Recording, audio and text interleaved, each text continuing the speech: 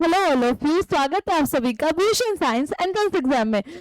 बच्चे, जैसा कि थंबनेल देखकर आप समझ ही गए होंगे, आज हम डिस्कस करने वाले हैं यूपीसी नेट के 15 मोस्ट इंपोर्टेंट क्वेश्चंस के बारे में जो बायोलॉजी से पूछे जा सकते हैं। चलिए फिर देर किस बात की, शुरू करते हैं उस क्वेश्चंस के बारे में डिस्कशन करना। तो सबसे पहले हम डिस्कस करने वाले हैं बच्चे, which vitamin is important for energy, metabolism and skin health. ठीक है, ऊर्जा का चयापचय करने के लिए और त्वचा के स्वास्थ्य के लिए कौन सा विटामिन महत्वपूर्ण है? तो आप सभी को तो पता ही है बच्चे, जब हम बात करते हैं विटामिन B2 की, B7 की, B12 की, B5, तो B12 कोबालामिन जो होता है वो ऑब्वियसली हमारे जब आरबीसी कंटेंट कर रहे होते हैं उसके लिए बहुत इंपॉर्टेंट विटामिन हो जाता है। ठीक है, पेंटाथेनिक एसिड और जो बायोटिन एसिड है, these are also important but not for skin. हमको यहाँ पर क्या पूछा जा रहा है बच्चों? ऊर्जा, चयापचय, मेटाबॉलिज्म और उसके साथ साथ क्या पूछा गया? त्वचा के स्वास्थ्य के लिए। तो if we are going to understand this question, so our correct answer is vitamin B2, which is known as a riboflavin. ठीक है, so hope this question is clear to you and you will feel it's important for you also. Let's understand the second question of us. तो second question हमारा है, which organelle is known as the suicide bag of the cell? कोशिका के आत्महत्या की थैली किस कोशिकांग को कहा जाता है? तो न्यूक्लियस, माइटोकॉन्ड्रिया, लाइसोसोम या गोल्गी एपरेटस। और Golgi apparatus are the packaging unit. ठीक है, और माइटोकॉन्ड्रिया तो हमारे ऊर्जा ग्रह है, एनर्जी का पावर हाउस होता है ये। Nucleus, it's our centre point, जिनके पास भाई सारे हमारे जीन, डीएनए, सप्लीमेंट्स होते हुए हैं। ठीक है, तो कौन सा हमारा सही आंसर हो जाएगा? लाइसोसोम का, जो कंफ्यूज हो जाते हैं और खुद को नष्ट करने लगते हैं डाइजेस्ट करते हुए। Right, so lysosome is known as आत्महत्या की थैली या तो फिर suicidal bag. That is clear? Okay, so after that students, let's discuss our third number और third most important question. So what is that question? Question is, which hormones play a key role in childbirth by causing uterine contraction? Uterine contraction means, what do you understand with uterine contraction? uterine contraction means जब बच्चे का birth हो रहा होता है बच्चे, तो जन्म के समय जो संकुचन होता है उनके बारे में पूछा जा रहा है। गर्भाशय में कौन सा संकुचन होता है जब बच्चा पैदा होने वाला होता है? तो oestrogen? No, oestrogen is responsible for the birth unit, but after जब उनको क्या करना होता है बच्चे? मिल्क इनटेक करना होता है बेबी को इन दैट टाइम। ठीक है, so in that time they are playing a crucial role. ठीक है, progesterone is also playing the crucial role. Melatonin is also the hormone which is responsible for your circle. ठीक है, जो भी आपकी बॉडी में सर्कल होता है, स्लीपिंग साइकिल होते हैं, इन सब के लिए। सो डायरेक्ट जो कंट्रोल होता है ना, ये एस्ट्रोजन, प्रोजेस्टेरोन, ये जो हमारे सेक्सुअल हार्मोन्स होते हैं, that is a oxytocin. Oxytocin को सिग्नल भेजा जाता है, okay the baby is ready for pregnancy, या फिर बच्चा क्या है भाई, बाहर आने को रेडी है। एंड देन ऑक्सीटोसिन रिस्पॉन्डेड, और वो रिस्पॉन्ड करते ही क्या होता है बच्चे? यूट्रिन कॉन्स्ट्रक्शन शुरू हो जाता है। तो हमारा सही आंसर आ जाएगा यहाँ पर ऑक्सीटोसिन। ठीक है, तो यहाँ पर हमारा सही आंसर क्या हो गया बच्चा? बी वाला, विच इज ऑक्सीटोसिन। क्या हम यहीं पर अपनी सीरीज खत्म करने वाले? अरे नहीं नहीं, अभी तो शुरुआत हुई है, हमको डिस्कस करना है आज की क्लास में टॉप 15 क्वेश्चन। चलिए आगे समझते हैं।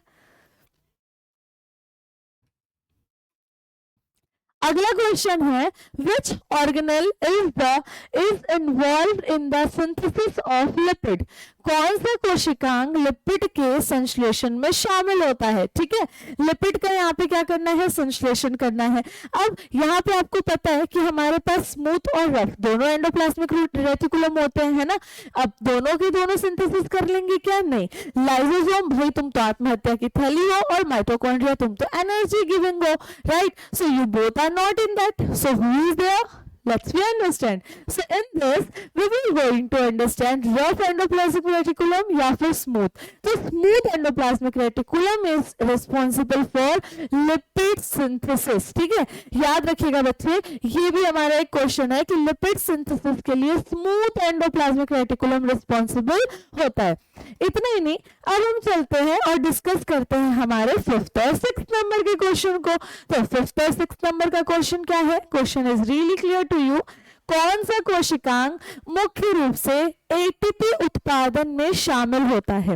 ATP directly we will understand the energy, और एनर्जी का प्रोडक्शन कहाँ होता है, जिसे हमने एनर्जी का ऊर्जा ग्रह कहा था, ठीक है, या ऊर्जा ग्रह का स्रोत बोला था, जहां से हमको बहुत सारी एनर्जी मिलती है। Directly it goes to the right answer, ribosome. नहीं, प्रोटीन सिंथेसिस कौन करेगा, इनको दे दिया तो oh it's a suicidal bag, no that is also not our answer. So Golgi apparatus और mitochondria, oh our answer is mitochondria, ठीक है, क्योंकि एनर्जी तो यहीं से मिल रही है ना बच्चों। Okay, so let's we discuss our question number 6। Which mosquito transmit malaria? Malaria को ट्रांसमिट करने का, फैलाने का काम कौन सा मॉस्किटो करता है? एडीज, एनाफिलीज, क्यूलेक्स और मैंसोनिया। तो आप सभी जब डिटेल से इनको समझ रहे होंगे तो आपको वहां पे क्लियर हो गया होगा कि जो हमारे एनाफिलिस मॉस्किटो है वही तो काम करते हैं भाई। ये एक तो ह्यूमन बॉडी में देखने को मिलते हैं और दूसरे एनाफिलिस मॉस्किटो में। Clear? Okay, so let's discuss our another question. तो हमारा दूसरा क्वेश्चन है बच्चे, which genetic disorder is characterized by excessive mucus production in the lungs and digestive tract? समझ आया आप सभी को कि ऐसा कौन सा कोशिकांग आनुवंशिक विकार है जिसमें फेफड़े और पाचन तंत्र में ज्यादा बलगम जमा हो जाता है? ठीक है, बलगम मीन समझ आ रहा है, अमलगम जैसा जो आपको समझ आ रहा है, जो क्या करता है हमारी बॉडी में एक तरीके से बैक्टीरिया के लिए प्रोटेक्शन के लिए वो निकाला जाता है। ठीक है, तो ये सब जिसकी मात्रा ज्यादा हो जाती है तो ये भी डिसीज कॉज करने लगता है बच्चों। ठीक है, हम जानने वाले हैं कि यह कौन सी डिसीज है। तो let's we see, it's a Huntington's disease, okay, albinism, haemophilia, haemophilia, no, it's automatic genetic recessive, cystic fibrosis, that will be our answer, right. तो सीएफ जेनेटिक डिसऑर्डर की अगर हम बात करते हैं तो इसमें थिक म्यूकस की लेयर जम जाती है लंग्स में, ठीक है, फेफड़ों में और डाइजेस्टिव ट्रैक्ट में, जहां से हमारी पाचन नलिका होती है वहां पर। ठीक है, और ये हमारे ऑर्गन को डैमेज करने लगता है। तो इसका सही आंसर होगा cystic fibrosis, that means our A number of answer. ठीक है, चलो इसके बाद हम चलते हैं 8th नंबर के क्वेश्चन में। 8th नंबर का जो हमारा क्वेश्चन है, what is the inheritance pattern of cystic fibrosis? It's a connecting question, again let's we discuss. तो यहाँ पूछा जा रहा है भाई कि सिस्टिक फाइब्रोसिस से कनेक्ट करने वाला कौन सा ऐसा हमारा विधि है, किस विधि से आपको लगता है कि सिस्टिक फाइब्रोसिस कॉज होता होगा? तो ये भी कनेक्टिंग क्वेश्चन हो गया, let's we discuss about it. तो हमको यहाँ पे क्या समझ रहा है, autosomal dominant, autosomal recessive, X linked recessive और माइटोकॉन्ड्रियल। बेटा clear cut mitochondrial is not our answer for this question, right? So which is our question and which is our answer in this? तो अब हम directly discuss करते हैं कि हम किस आंसर के बारे में बात कर रहे हैं। This is not our answer, तो our correct answer for this question is autosomal recessive. ठीक है, इसका सही आंसर क्या हो जाएगा? Autosomal recessive is our correct option. चलिए, अब यहीं पर खत्म नहीं होता है बच्चे, अब हम डिस्कस करने वाले हैं हमारे 9th क्वेश्चन। कौन से है भाई 9th क्वेश्चन? 9th क्वेश्चन है हमारा, what are the Casparian strips found? Casparian strips अब इनमें कहाँ देखने को मिलती है आपको?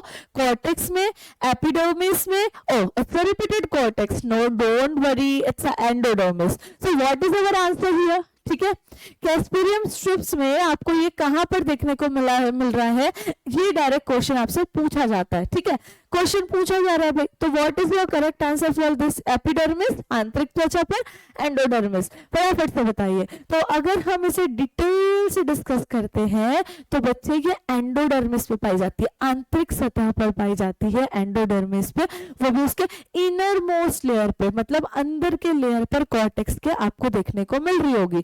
ठीक है, तो हम यहाँ पे क्या करेंगे? In the root of vascular plant. So which answer we will going for that? Overall we will take a epidermis as the answer our. ठीक है, we will take a epidermis.